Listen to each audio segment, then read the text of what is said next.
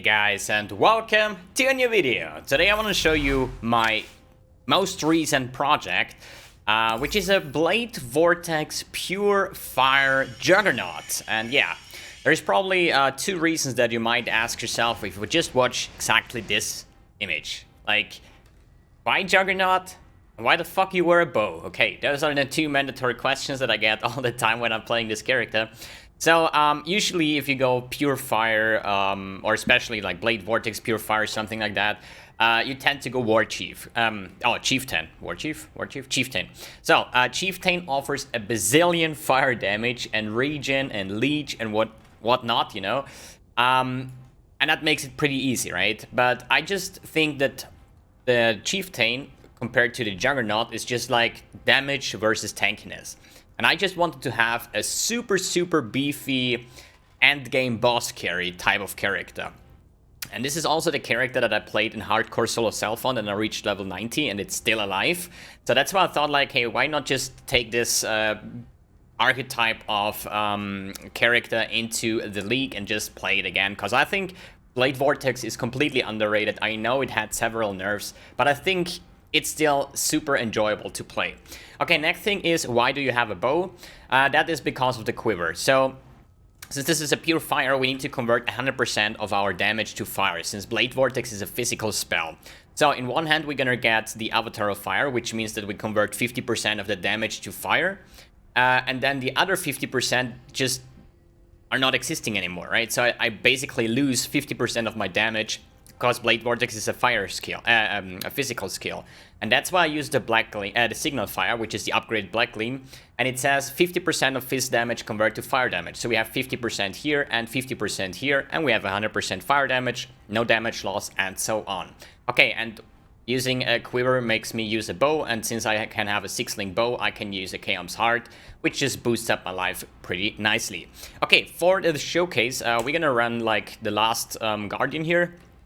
Uber Guardian, and then we're gonna just fight Uber Elder, so you see how, yeah, beefy or at least like nice character this is. Currently level 88, almost about to hit 89, so there is definitely more, yeah, what are you gonna say, tankiness to come.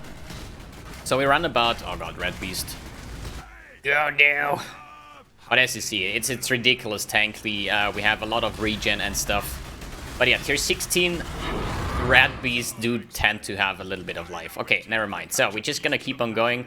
I'm using Unleash on this Blade Vortex setup. That means that it's not the full DPS setup, it's just quality of life, right? The thing about Unleash is every time I'm stacking up here stacks. As you see, I have like 3 Blade Vortex stacks. That is because of the Unleash that we have over here.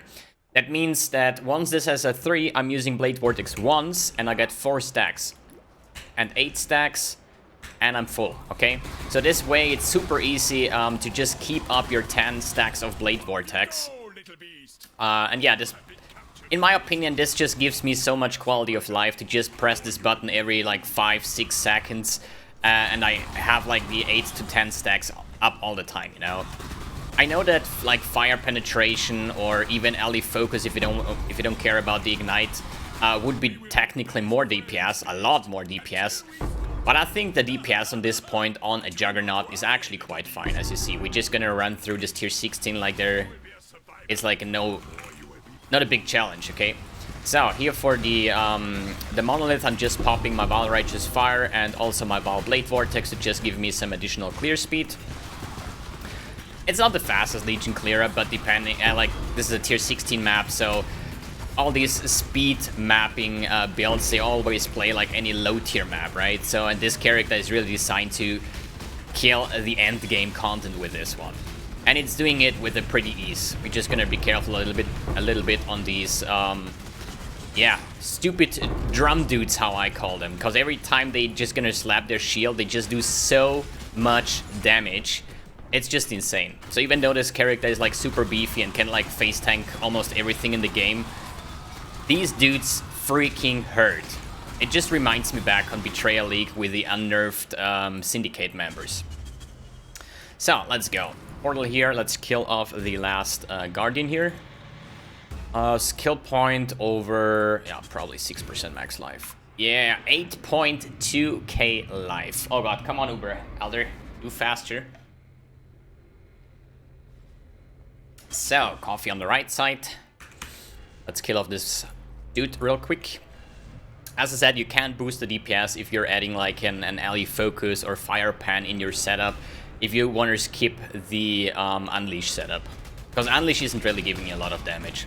But in the end, it's still like...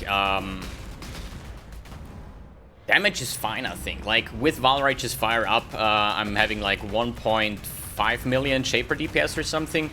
Which is definitely fine. And yeah, basically you're just like fucking running around like there is no tomorrow. You can... I mean, yeah, okay, I'm dropping here a little bit, but still, there is not a lot of characters that can just stand there and just wait until everything pops, right? Good, that was the Elder, so now we're gonna just quickly kill the Uber Elder. I haven't done Uber Elder on this character yet, because I just leveled it up like yesterday. Or at least like 2 days ago, and yesterday I just leveled him up a little bit, like min-maxing the gear and stuff, right? So we're just gonna basically blindly jump into this Uber Elder fight and see how this one is going. But I just think it shouldn't be like too hard. I know that it's not going to be a one-shot build, but based on the kind of damage that we have, or at least survivability, it shouldn't really be a big deal. So, let's see. Hopefully we get some nice Watcher's Eye Jewel or something. I rot, spoil, and fester. Exile, do something!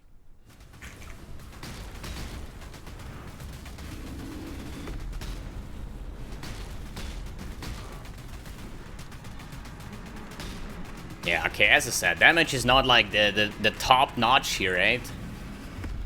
But it's still definitely acceptable. Just dance around here a little bit. Gaze into the abyss. Gaze into the abyss. Although Uber Elder is just like practicing, right? Uber Elder is a lot of practice, so you know exactly when these guys are doing something and when not. Okay, this phase is over.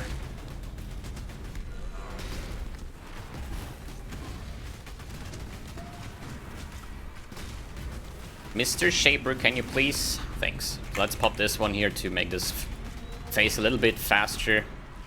So we're in the next phase here, standing there like there is no tomorrow. That's like a good thing about these beefy characters. I know they are not like one-shotting the whole content, but still there's like... It's still a way of enjoyable playment, I think. When you can just stand there, like face tank the majority of the content. Just having a good time, you know. Even play this character when you're like drunk or something. So I think we're gonna pop the Val Blade Vortex now. Oh yeah, that's nice damage. Some more tentacle slams. And we're already in the next phase. So I would say like... I just ran into the boss. Wow, good job mbX. You're doing a great job here, showcasing your beefy character that dies on Uber Elder. PogChamp. That was a little bit unfortunate. I was just instantly running into the Shaper balls. Wow. Yeah, can't happen. Shouldn't happen though. So let's kill off this and that and this and that. Gaze into the abyss. So there is another Elder Slam. And another Shaper Slam. So Val Blade Vortex. Goodbye, Shaper. And goodbye, Uber Elder. So yeah, sorry for the death, but it was just like, I don't know, like talking, you know, and then just instantly running into the boss. I did not know, or at least see where Shaper is. It was just a playstyle issue. And we get a Watcher's Eye Jewel, which is not bad. And Hubris Circlet, and anything else here. Infernal Axe. Wow, wait a second. Why is this shield? It's an 86 Thorium Spirit Shield. Oh, that's one lower base. I thought it's going to be like a Titanium base, what is actually the best base for the shields. So that's why my loot filter didn't show it up. Okay, so we did the map showcase, we did the Guardian, we did now Uber Elder. So build works just as fine. And let's see what this Watcher's Eye is. Hatred, Hatred, Vitality. Oh god, yes, double Hatred. That's going to be some nice currency here. Wait a second. Let me just check this one. Hatred, Hatred. Not sure about the Vitality though. So that is 10x. 45x. Oh, well, that was a nice Uber Elder. Another 50x in my pockets here. That's juicy. Oh, yes. Okay, so I would say let's throw everything into my loots tab and just talk about the build a little bit. So the build is actually probably one of the cheapest builds that I've played yet, because you know that I like to get a lot of currency into my builds. With this character, it's fairly cheap, basically, okay? So there is nothing special. Bubonics, they go for like 2 exalt, 3 exalts maybe. But this is not like that you need Bubonics. The only reason why I'm wearing Bubonics is that I have a jewel that gives me phasing, okay? Because phasing is a lot of quality of life moving through targets, so you can take any kind of rare. So here, rare belt, rare something, Mark of the Shaper, not expensive at all. Here it's just an Elder Ring, so I get the 80% spell damage. Solstice Vigil is like 70, 80 chaos. A Devotus is not the most expensive as well, with Blade Vortex duration. Black Gleam, I think our Signal Fire is like 50 chaos or so, with really, really good rolls. I'll check the base price of it. So, starting at 15 chaos. So, a chaos, not too expensive. Yeah, good. Mine has 6% max life corruption. But the typical chaos goes for what, like 1 exalt, 2 exalts maybe? Shouldn't be too expensive. So, there is not really, like in other builds that I play, where you say like, okay, you need like a big shit weapon that goes for like 20 exalts, a flask that is super expensive. Everything in this build is actually kinda cheap to achieve. The only thing that is a little bit tricky is this bow, okay? +1 level of socketed gems and socketed skills deal more damage. And this is actually easier to get than you might think. And I'm going to go over the crafting process on how to get this bow, and I'm just going to waste a little bit of currency. I would recommend using a short bow or any bow that has not a lot of requirements, okay? I was just thinking I take a Marakath bow, so I have the 6% movement implicit. The problem on this bow is it needs 222 dex. And that's why I actually lose a jewel slot, because I have to convert a lot of strength into dexterity, because I was not having enough. I just thought like, Devotus gives me like 60 dex, should be fair enough to wear this bow. Turned out it's not, okay? I think I actually had to use some dexterity notes as well, until I said like, yeah, I'm just going to take this one now. Let's do Salt, D&D, D&D. Okay, I would say let's talk about the gear and the items real quick, and then we're gonna make the crafting session so you see how actually easy it is to get this bow done. And yeah, so let's start. Devotus Devotion is not mandatory. I just add this one for movement speed, cause the attack speed and so on, yeah, probably I can shoot my blink arrow faster, but in the end, it's not a big deal, okay? So the only important thing here is the 30% increased Blade Vortex duration. And this can be on a rare helm with like minus fire rest, like fossil crafted, something like that. Nothing too special. I just think like as in a mapping perspective, I want to have actually a nice fast movement speed. And I think like this movement speed is actually quite nice for mapping in general. I have here Clarity. Although the Clarity is only because of my Watcher's Eye that gives me, I don't know, like damage taking as gained as mana over 4 seconds, which is absolutely not necessary, but I had a skill slot open, so if I have this or not, I'm regenning fast enough that I don't really need that, okay? So skip that Clarity, it's just because of my Watchers. Then we have Enlightened Support, Anger, and Herald of Ash. Anger and Herald of Ash are basically the only 2 auras that we use.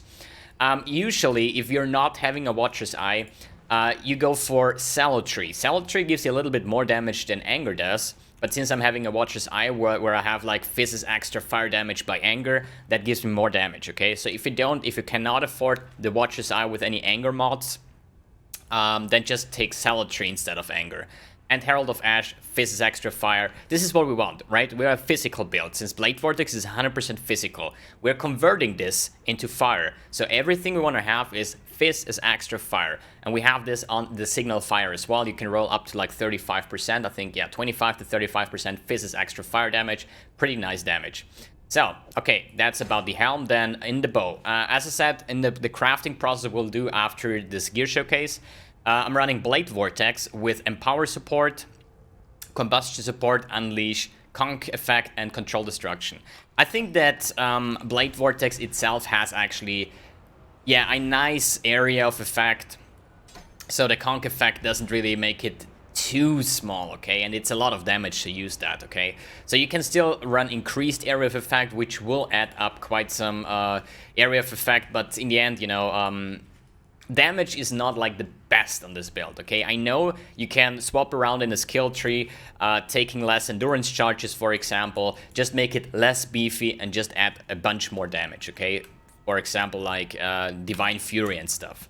But I think like this is a good balance. I wanted to reach like 8,000 life. If you have 7,000 life and go for more damage, shouldn't be a big deal at all, right? Okay, that's for the bow. As I said, bow crafting in a bit. Chest, Chaos Heart, just we have the 6 link over here, so we don't need the 6 link in the chest. And what is better on the fire life-based build as a Chaos Heart here, right? So, single fire, as I said, pretty cheap. Fizz conversion to fire and extra Fizz's fire, which is actually super good. Then we have the Solstice Vigil. This gives me 100% reduced mana reservation on Temp Chains. Means Temp Chains is free. That's why I'm using Temp Chains with Blasphemy, just to add another layer of defense, right? What you can also do is taking an Owl's Amulet. This is something I tried out before, if I can actually find it. Probably not.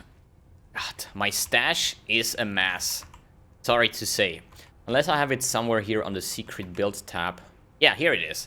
So I was using the Owl's Uprising with Anger reserves no mana. I bought this one for 3 exalts, so nobody's playing Anger at the moment, right? So what you can do is, if you don't care about the extra layer of defense with the Temp Chains Blasphemy, then get an Owl's Uprising, get the free Anger, and get a Zealotry in. As I explained before, if you don't have the Watcher's Eye, just take Zealotry instead of Anger, right? This way we can take Zealotry, Anger, and Herald of Ash for our auras. And this is really insane damage. Otherwise, you can also use the Exhaust Blood, but I don't think Soft Blood is too good in that case, because getting the Avatar of Fire is basically, since we skill here, it's 2 points to get Avatar of Fire. That's why I just like to have like another layer of defense using Solstice Vigil. The next side effect, or the good thing, is Shaper's Presence. Shaper's Presence will make your buff last longer. Also, Blade Vortex. So my Blade Vortex, once I get the stacks here, will last a couple of seconds. So it's even more, yeah, quality of life gameplay. Let's go for the ring. Mark of the Shaper. Extra spell damage for if the other ring is an Elder item. It is an Elder item. I specifically crafted this one with the, where is it? Essence of Hysteria, which gives me 10% physical as extra fire damage, like the same as on the quiver and stuff. I just want to have Fizz as extra fire, right? Since it's a Fizz build and it's converted to fire, so we get a lot of damage out of that.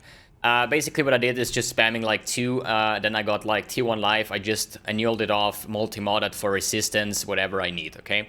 So the only thing that I checked here, if you don't want to buy an Elder Opal ring, you can just go with an Elder Coral ring, the one with life, for example, right, to boost your life even more, which is quite nice. The rest of the items, like, okay, let's go gloves real quick. Life, multi-modded for resistance. That's, wow, nice job, mbX. You've done a great job here. Just dance fossil spamming, a lot of life. So as I said, Temp Chains with Blasphemy, and then I have a Righteous Fire, like Wild Righteous Fire and Increased Duration. This is basically just for the extra damage, right? If you have Wild Righteous Fire on, we get 29% more spell damage, and this ends up being like probably 300,000-400,000 Shaper DPS on top, right? So if you really want to have the boost, then just use this one. It will last quite long, actually. Since we're using skill effect duration, since we're using Shaper's Presence and stuff, the Wild Righteous Fire will last actually a couple of seconds. For the belt, I just choose to have a Fossil Craft increased life recovery rate, which is better for, like, if you use a flask, for example, like Life Regen, Leech, whatever comes to that regens your health pool, it's just going to be 20% faster, right? So that's just a lot more survivability there. Also, the increased maximum life, which is an Elder mod, and then just multi-modded for, like, the resistance that I miss, right? And then for the boots, bubonic trails, as explained before. Only reason why I use that is because of the facing that I get. I just have this twice, so I have like 60% chance to gain facing when I'm just mapping.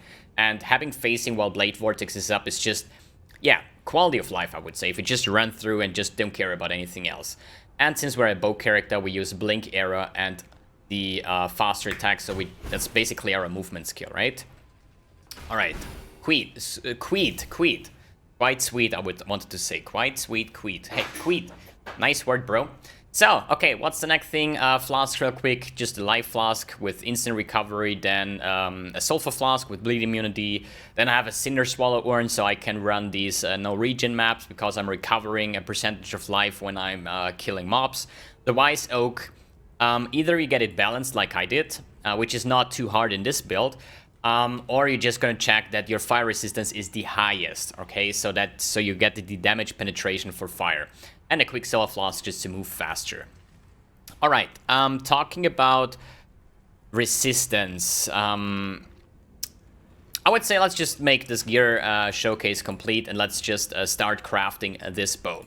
So the way you do this, it's actually pretty sweet to get. It's a 100% mod, I think. When you use an etheric fossil, I just use this on a one-slotted resonator. It goes for like 1k, so not expensive at all, right?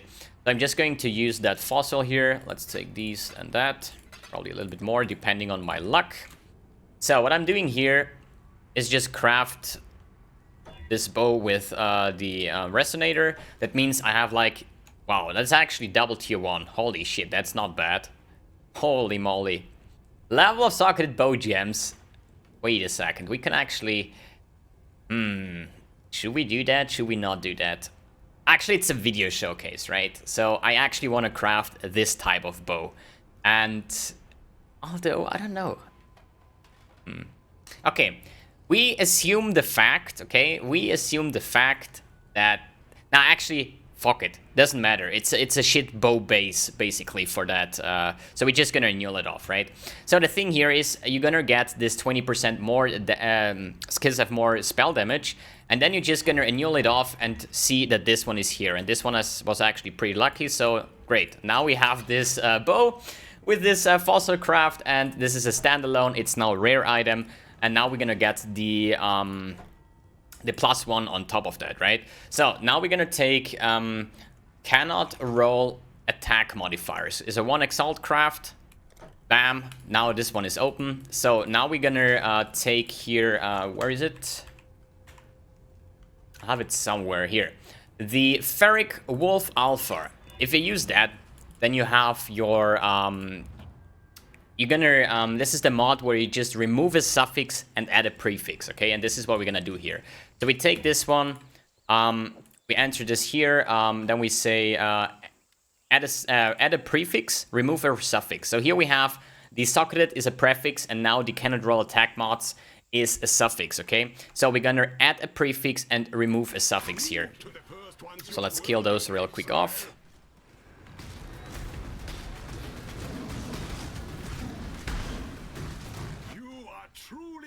And there we go, +1 level of socketed gems. Easy as that. Since this is a bow, it cannot really run like caster mods and stuff. And if you're blocking all the attack mods, it's a 100% chance that you get the plus level of socketed gems. Same as this one, and that was what now? There's like a chaos for the fossil, a couple annulments to annul off the rest, right? Then it was like 20 chaos for the beast and 1x for the craft. And now you're just gonna start multi-modding with level of socketed support gems, cast speed, arcane surge, chance to deal double damage. As easy as that. So, one thing I wanted to mention here is the recoloring. Since I don't want to waste more currency to just multi-mod this one, I'm just going to show you how to get this 4 off colors. Basically, you're just gonna start with like, I don't know, like 2 blue. This is our base here. And now you're gonna type in sockets. And now we're gonna switch from 2 sockets to 3 sockets, 2 sockets, 3 sockets, until we hit another blue socket, okay? Because it will always stay the way it is. Like, these are the first 2, it will stay like that. So if I go back to 2 sockets, we have the 2 sockets here. So the way you do that is just going 2, 3, 2, 3, until you hit the next blue socket. Because just chroming 5 off colors on a bow is not that great. So now we have the 3rd blue, so now we're gonna go for 4. and then 3, and then 4, until you hit the next blue color here, right? Okay, here we go. Now we're gonna go for the red one, because this is unlikely to get.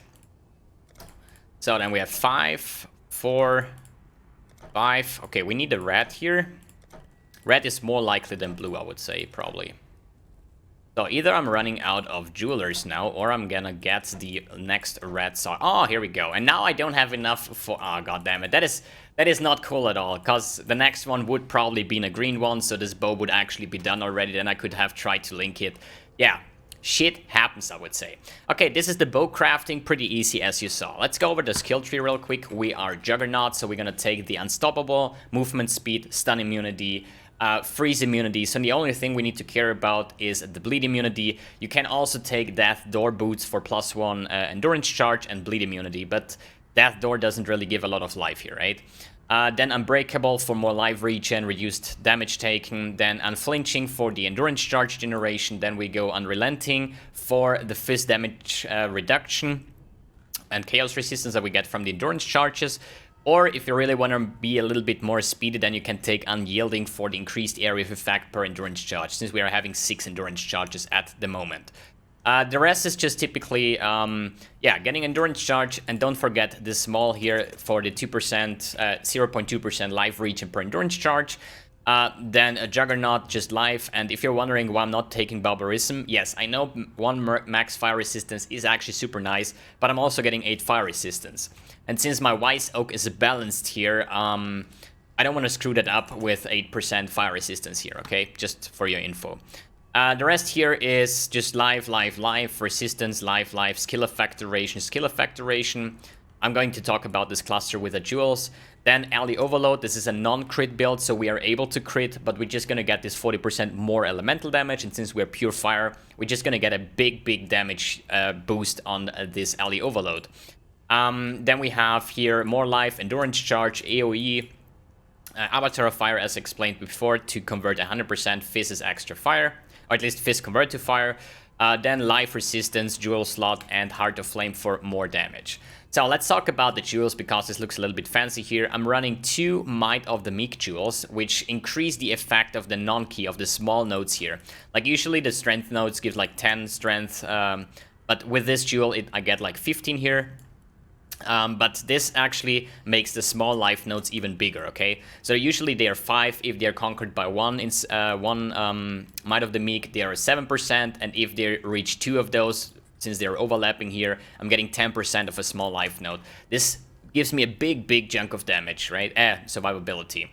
The good thing here is the Constitution is still alive, because this is like 2 pixels not overlapping the skill. So the thing about Might of the Meek is all the small nodes have 50% more effect, but the big ones are useless, okay? They don't give me anything anymore. That's why I'm not skilling Exceptional Performance, for example, right? Because it doesn't give me anything. It will increase the smaller ones, but not the bigger ones. So Sentinel, for example, is completely useless as well. And then we're gonna go over to the Unnatural Instinct on this specific circle here. So why is that? If you don't have the 1 or 2 exalts of the price of an Unnatural Instinct, I have absolutely no idea what they are going for. Oh, 3 exalts, okay. If you don't want to spend the money here, you're just gonna take the life regen and the skill effect cluster here, and that's it, okay? If you have the currency to buy an Unnatural Instinct, the thing how it works is you're gonna get all the nodes that are not skilled, okay? You're getting all the nodes that are not skilled, and that's why I'm using mana here, because with this jewel, I'm not getting those 2, but I'm getting all of that here, right? And with the area of effect, with the skill effect duration, so an Unnatural Instinct over here, as you see on the list here, what it gives me: cast speed, life, area of effect, skill effect duration, 1.5% life regen, fist damage, like whatever, you know, it's like a lot of stuff that you get. The good thing is with the Might of the Meek that is overlapping that area, I'm not gonna get, like, if we do it like that, this would be 0.3, 0.4, right? But with this one in, they give me 0.45, 0.6. That adds up to 1.5% regen here. As I said, if you don't want to use that one, just take the skill effect nodes and take here the life regen instead of the mana here, right? Perfect. Watcher's Eye, I choose to go with a double hanger one, which is Fizz as extra and damage penetration. I'm not sure what is now more damage. You can just check that in Path of Building if it's the Physics Extra Fire mod or the damage penetration. I probably think that the damage penetration will bring more, so if you just buy this as a standalone jewel, it shouldn't be like too expensive, maybe 1-2 exalts or something. So let's check. Just the damage penetration mod goes for, yeah, 50 chaos. Okay, not 2 exalts, it's 50 chaos. So as you see, the build actually, since it's so undervalued and underplayed, you get the items for pretty cheap. The next thing here is the fluid motion. This is only, this jewel is only, I'm wearing this because otherwise I cannot get my bow running, okay? And that's why I'm telling you, don't get the Maraketh bow for the 6% movement speed.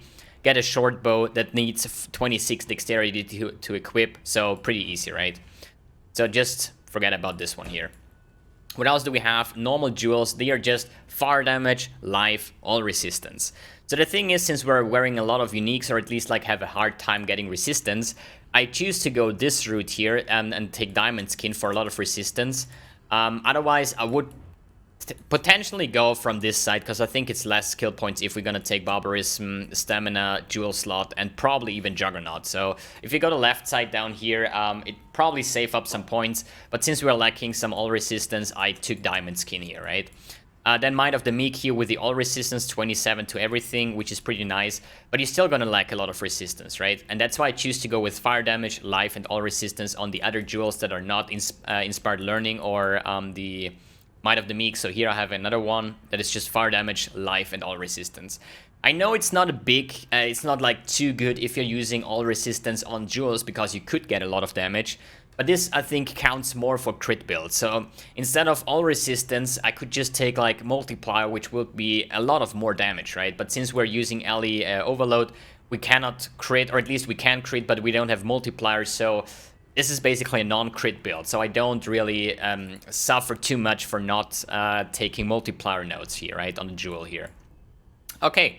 I think that's about it. A Path of Building link is in the description below, as always, if you just want to sneak in.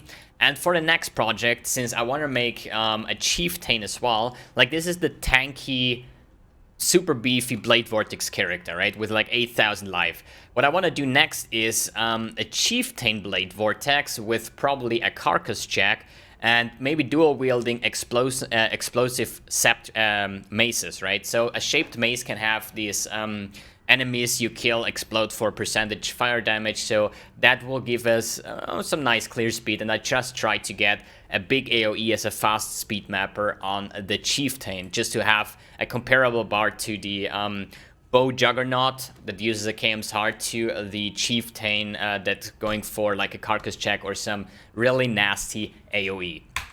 Alright, for bandits, I killed all, right? You can take Oak for 1% max regen, but, or at least like percentage increased life regen, but I don't think the regen is like too necessary, so just kill everything and take the 2 points.